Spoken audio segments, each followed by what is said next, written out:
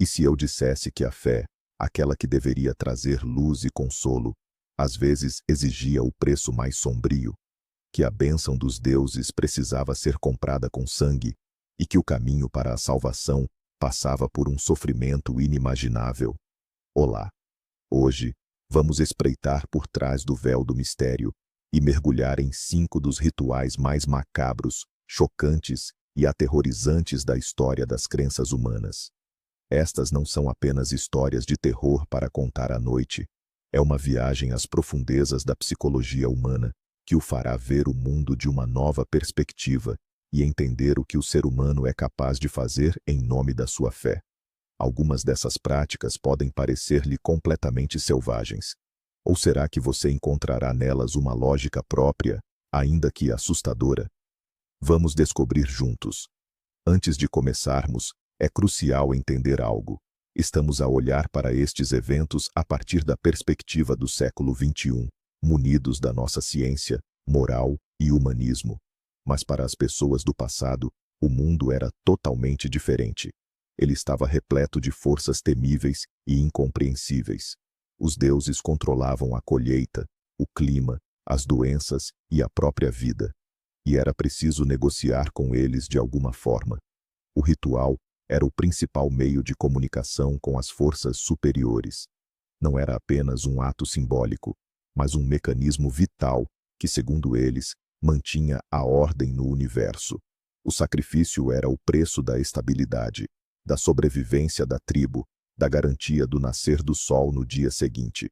Compreender este contexto não justifica a crueldade, mas ajuda-nos a ver nestes atos sinistros não um barbarismo sem sentido, mas sim uma tentativa desesperada de encontrar significado e controlo num mundo caótico e perigoso.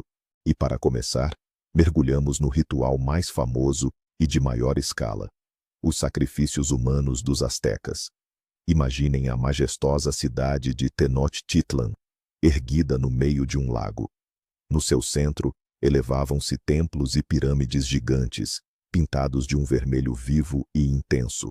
Para os astecas, o universo era um campo de batalha perpétuo.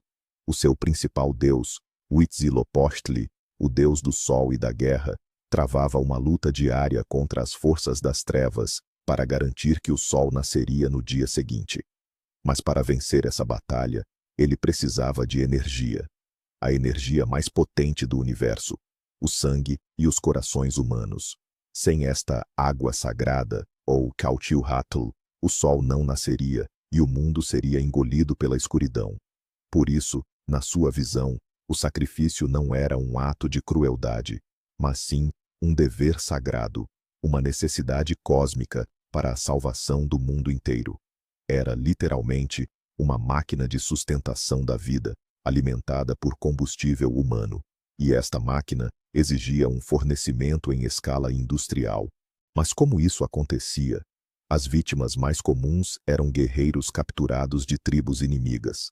Para um guerreiro, ser levado ao altar era considerado uma morte honrosa, algo muito superior a falecer de doença. Por vezes, os próprios astecas eram sacrificados, incluindo mulheres e crianças, selecionados para rituais específicos em homenagem a outros deuses. Imagine a procissão. O condenado, muitas vezes entorpecido por substâncias narcóticas, era conduzido ao topo da grande pirâmide, o templo maior. Ele era acompanhado por 4 sacerdotes. Estavam pintados e vestidos com trajes rituais. Lá embaixo, na praça, uma multidão enorme estava reunida. As pessoas olhavam para cima, enquanto o som dos tambores e o canto dos hinos preenchiam o ar. A atmosfera estava imersa numa mistura de medo, reverência e êxtase religioso. O prisioneiro era deitado sobre uma pedra cerimonial, arqueando suas costas para que o peito ficasse o mais exposto possível. 2 sacerdotes seguravam seus braços e 2 suas pernas. Acima de si, ele via apenas o céu infinito e o rosto do sumo sacerdote. E então chegava o auge, o momento culminante. O sumo sacerdote, armado com uma afiada faca de obsidiana, num movimento rápido e preciso, abria o peito da vítima. Ele enfiava a mão na ferida, apalpava o coração ainda a bater, arrancava-o e erguia-o bem alto sobre a cabeça, exibindo-o ao sol. Neste instante, segundo as crenças astecas, a energia divina era transferida diretamente para o astro-rei. O coração, que eles chamavam de precioso fruto da águia, era colocado num recipiente especial de pedra, enquanto o corpo sem vida era atirado pelos degraus íngremes da pirâmide. Outros sacerdotes já o esperavam no sopé. Os degraus do templo, de acordo com relatos da época, estavam sempre encharcados de sangue. Os historiadores ainda debatem a escala desse ritual. Algumas crônicas falam em dezenas de milhares de vítimas num único evento, como na consagração de um novo templo. Mesmo que esses números sejam exagerados, as descobertas arqueológicas confirmam que a prática era sistemática e ocorria em larga escala. Era uma verdadeira esteira da morte em nome da vida. E o que acontecia em seguida? O destino final do corpo era determinado pelo status da vítima e pelo ritual em questão. Em certas situações, praticava-se o canibalismo ritualístico. Partes dos corpos chegavam a ser preparadas e consumidas pela elite da sociedade. É crucial notar que este não era um ato motivado pela fome. A crença era que, ao consumi-las, os guerreiros absorveriam a força e a coragem do inimigo derrotado. Mas o objetivo principal ia muito além disso. Os sacrifícios em massa desempenhavam uma função política de importância crucial. Eram uma demonstração incontestável do poder do Império Azteca. Embaixadores de terras conquistadas, e até mesmo inimigas, eram convidados a presenciar essas cerimônias. Eles precisavam ver o destino reservado àqueles que ousassem desafiar a autoridade de Tenochtitlan. Era, portanto, uma ferramenta poderosíssima de terror psicológico e de gestão estatal, habilmente disfarçada sob o manto de um sagrado dever religioso. Dessa forma, religião, política e guerra se fundiam em um único, sangrento e macabro nó.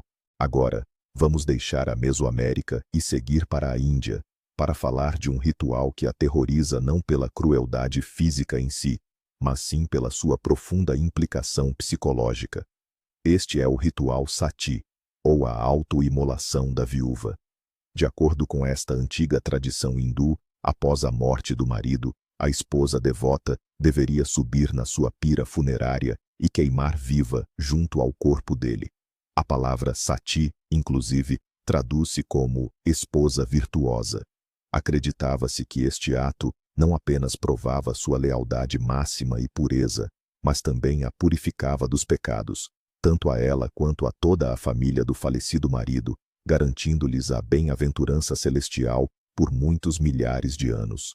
A mulher que realizava o sati era elevada a uma condição quase divina.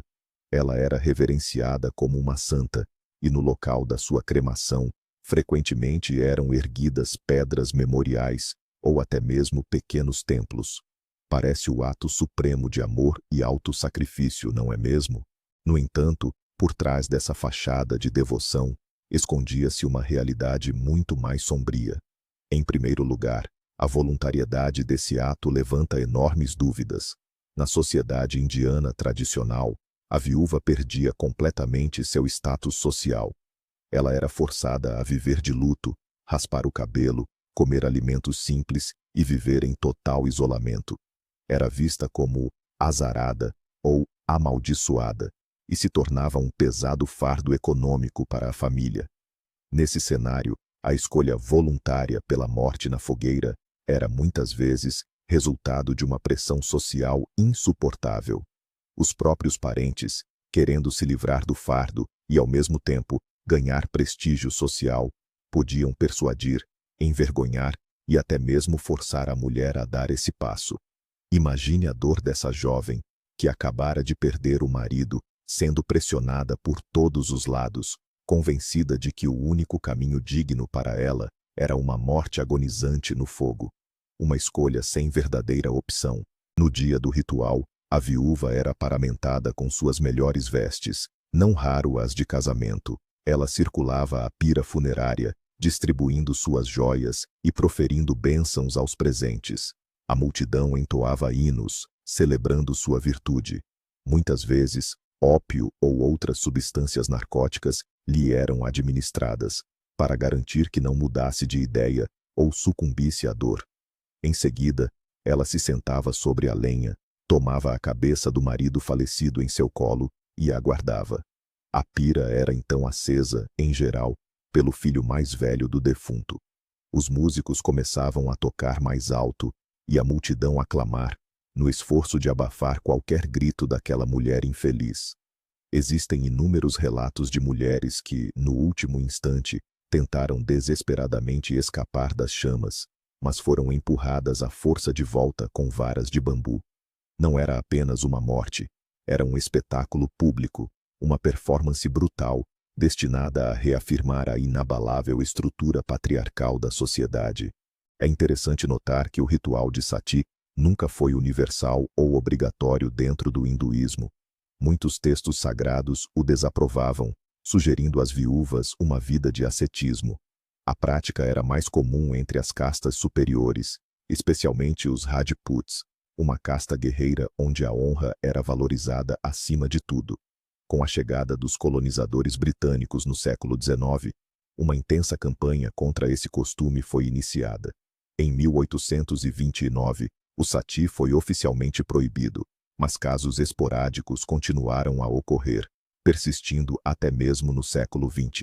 O sati é um exemplo aterrorizante de como a doutrina religiosa pode ser manipulada para justificar o mais brutal controle social e a supressão das mulheres.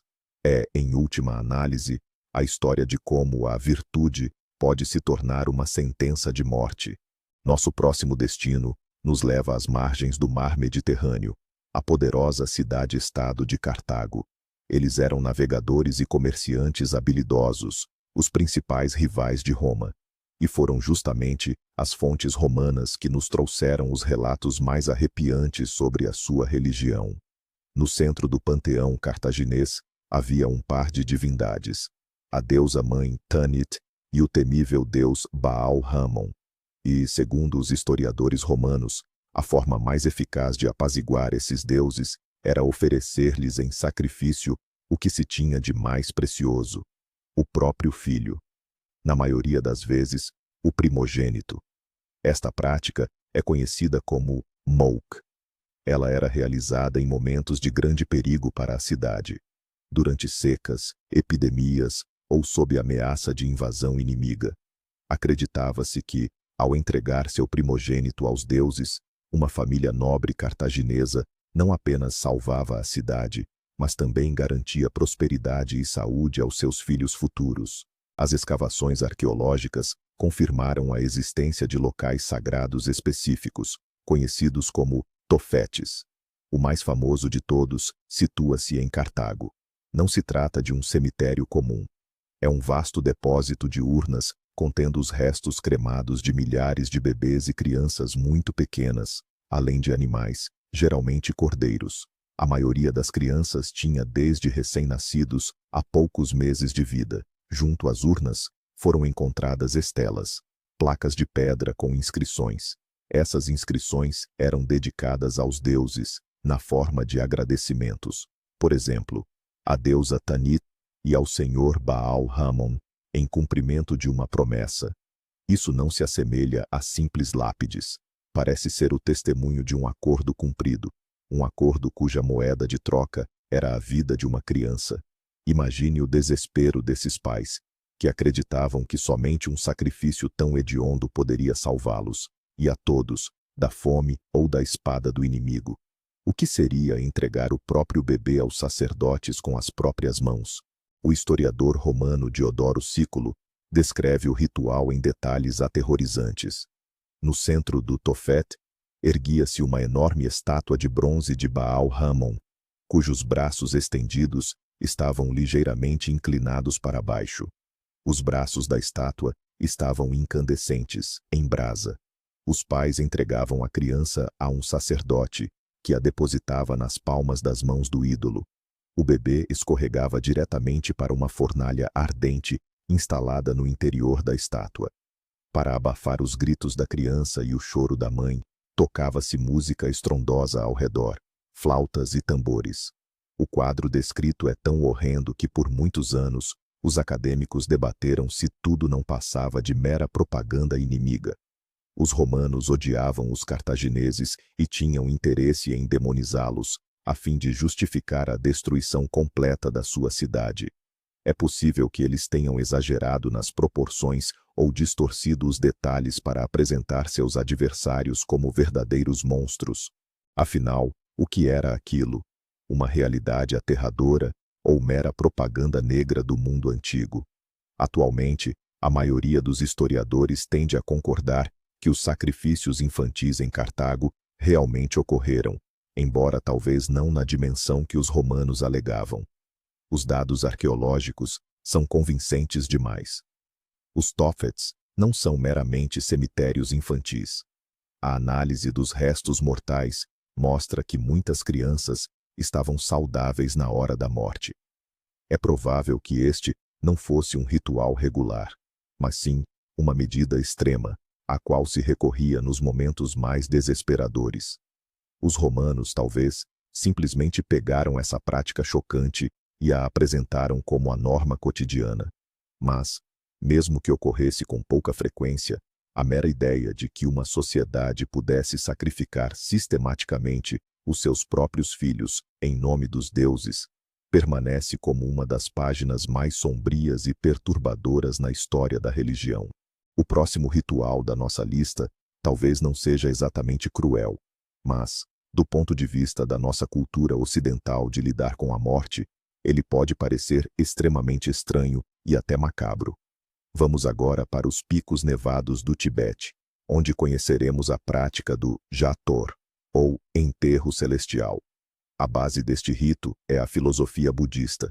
Para eles, o corpo, após a morte, é apenas uma casca vazia, um recipiente que a alma ou a consciência abandonou. Não faz sentido algum preservá-lo, embalsamá-lo ou construir sepulturas caras. Isso representa apenas o apego ao mundo material, algo que o budismo nos incentiva a dissipar. Em vez disso, o corpo pode oferecer uma utilidade final: servir de alimento para os seres vivos. Este ato é considerado a maior manifestação de generosidade e compaixão, a última doação na interminável cadeia de reencarnações. Além da filosofia, há um fator prático. Nas condições do Tibete de alta altitude, onde a terra é rochosa e congelada e a lenha é escassa, sepultar ou cremar um corpo é uma tarefa extremamente complexa. O ritual tem início logo após a morte. O corpo é mantido na casa por um período de 3 a 5 dias. Durante esse tempo, os lamas recitam orações, ajudando a consciência a se desvencilhar do corpo e a encontrar o caminho para a próxima reencarnação. Então, no dia designado, ao amanhecer, o corpo é levado a uma plataforma especial, localizada no alto das montanhas. Lá, a espera não é por humanos, mas sim por pássaros, principalmente abutres grifos. Essas são consideradas aves sagradas, chamadas de dakini, ou dançarinas do céu. Acredita-se que elas transportam a alma do falecido diretamente para os céus. Na plataforma, trabalha uma pessoa especial, conhecida como Hog Gyapa, ou cortador de corpos. Embora não seja a tarefa mais honrosa no sentido tradicional, é um trabalho extremamente importante e considerado ritualmente puro. Sua função é preparar o corpo para a refeição dos abutres. Ele faz incisões na pele e, em alguns casos, separa completamente a carne dos ossos, facilitando o trabalho das aves. Esta cena não é para os mais sensíveis. O Hodyapa age de forma rápida e metódica.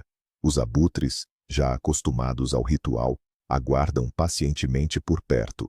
Assim que a pessoa se afasta, um enorme bando de aves desce e, em questão de minutos, quase nada resta do corpo. Este é um método de descarte extremamente eficiente. Depois que os abutres terminam o banquete, o Hodyapa recolhe os ossos restantes. Ele os tritura minuciosamente até virarem pó, mistura com farinha de cevada, a chamada tsampa, e a oferece novamente às aves. O ideal é que não reste absolutamente nada da pessoa. Isso simboliza o completo desaparecimento do mundo material, o rompimento final dos laços com a existência terrena. Se os abutres devoram o corpo inteiro, sem sobras, isso é visto como um excelente presságio. Significa que o falecido não tinha pecados. No entanto, se eles recusarem o corpo, é um mau presságio. Para o ocidental, que está habituado à ideia do descanso eterno para o falecido, esta forma de lidar com o corpo parece chocante e profundamente desrespeitosa.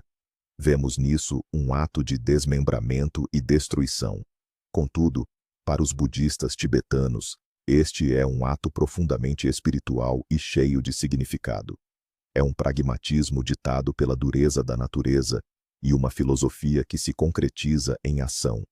O ritual do enterro celestial é um exemplo notório de quão díspares podem ser as concepções culturais e religiosas sobre a morte, o corpo e a alma.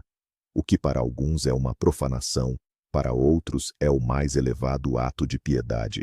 Ele é perturbador, não pela sua intenção, que é benévola, mas pela sua concretização visual, que desafia os próprios alicerces de como percebemos a morte. O quinto e último ritual, que vamos abordar, é distinto de todos os que vieram antes. Aqui, a vítima não é outra pessoa, nem um corpo morto. A vítima é o próprio fiel. Estamos falando de automortificação e flagelação, práticas de auto-infligir dor intencionalmente em nome da fé. Do ponto de vista psicológico, a ideia de expiar pecados através do sofrimento físico é extremamente antiga e difundida em diversas culturas e religiões. A lógica é simples. Se o corpo é pecaminoso, ele precisa ser punido, subjugado e purificado pela dor. O sofrimento aproxima o indivíduo do divino, permitindo-lhe partilhar as dores dos santos e mártires e provar a sinceridade do seu arrependimento. É uma tentativa de assumir o controle do próprio destino espiritual através da coisa mais acessível que se tem, o próprio corpo. No entanto, em certos momentos, esta prática assumiu formas verdadeiramente aterrorizantes e em grande escala. O exemplo mais gritante da história europeia é, sem dúvida, o movimento dos flagelantes na Idade Média, especialmente durante a devastadora epidemia da peste negra no século XIV. Imagine a Europa daquela época, mergulhada em pânico. A peste dizimava cidades inteiras, matando pessoas aos milhares, e ninguém conseguia entender a causa.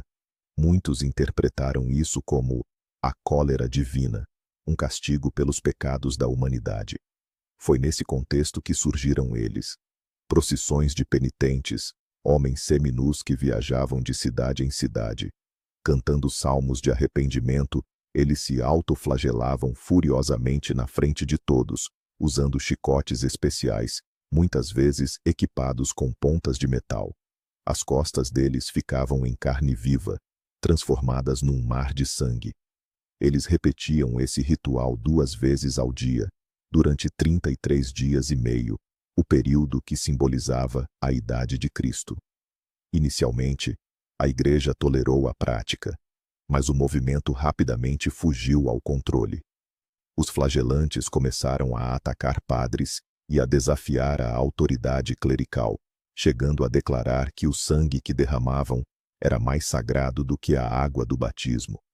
Consequentemente, foram declarados hereges e passaram a ser severamente perseguidos. Contudo, essa prática não ficou restrita à Idade Média. Em alguns cantos do mundo, ela persiste até hoje.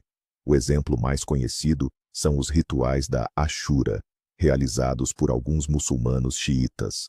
A Ashura é um dia de luto em homenagem ao Imam Hussein, neto do profeta Maomé, que foi martirizado na Batalha de Karbala no ano de 680. Em sinal de luto e para se solidarizarem com o seu sofrimento, alguns fiéis saem às ruas para participar de procissões fúnebres. Parte desses rituais inclui a autoflagelação. Os homens chicoteiam as costas com correntes e às vezes chegam a usar punhais e espadas para golpear a própria cabeça até que haja sangramento. Para os participantes, isso não é automutilação, mas sim uma expressão de profundo amor e devoção, uma maneira de compartilhar a dor do seu imã. No entanto, é importante notar que muitos líderes espirituais xiitas não aprovam essas práticas sangrentas, incentivando os fiéis a expressarem sua dor através da doação de sangue, começando pelas procissões cristãs na Idade Média, passando pelos rituais xiitas atuais, das práticas ascéticas na Índia e chegando a cerimônias nas Filipinas, onde as pessoas literalmente se crucificam na Sexta-feira Santa. A ideia de purificação através da dor é o fio condutor de toda a história das religiões. Este ritual é assustador, pois demonstra a intensidade que a fé e o sentimento de culpa podem atingir. Ele leva o indivíduo a submeter-se voluntariamente ao que, na vida comum, nós chamaríamos de tortura. É a prova de que, para alguns, a dor espiritual é tão insuportável que eles estão dispostos a silenciá-la através da dor física. Esta é uma linha tênue e perigosa entre a devoção suprema e a autodestruição. Um limite que ainda hoje gera debates acalorados e que não para de chocar. Assim, analisamos 5 rituais completamente diferentes, mas igualmente aterradores. Os sacrifícios astecas, como forma de alimentar os deuses e manter o universo em equilíbrio. O sati, como instrumento de controle social disfarçado de virtude máxima. Os sacrifícios de crianças em Cartago, como um pagamento desesperado pela sobrevivência. O funeral celestial, como uma visão pragmática e filosófica sobre a morte. E a autoflagelação, como uma tentativa de expiar pecados através da própria carne. O que é que todas estas histórias têm em comum? Elas mostram-nos que, para a mente humana, quase nada é impossível, desde que seja sustentado por uma fé absoluta. A conclusão mais importante, e talvez a mais assustadora de todas, é esta. As pessoas que realizavam estes rituais não se consideravam monstros. Elas acreditavam que estavam a agir corretamente, que estavam a salvar o seu povo, a sua família, a sua alma. Elas agiam dentro da sua própria lógica, da sua visão de mundo. E esta percepção, a de que as coisas mais monstruosas podem ser cometidas pelas mais nobres, na sua perspectiva, intenções, é o ponto que mais nos gela a alma. Muito obrigado por terem assistido. Se este vídeo vos fez refletir, não se esqueçam de deixar o vosso like, subscrever o canal e ativar o sininho. E agora, a pergunta que vos faço é: qual destes rituais vos pareceu o mais assustador e por quê? Ou talvez conheçam outras práticas igualmente macabras? Partilhem as vossas ideias nos comentários. Será muito interessante ler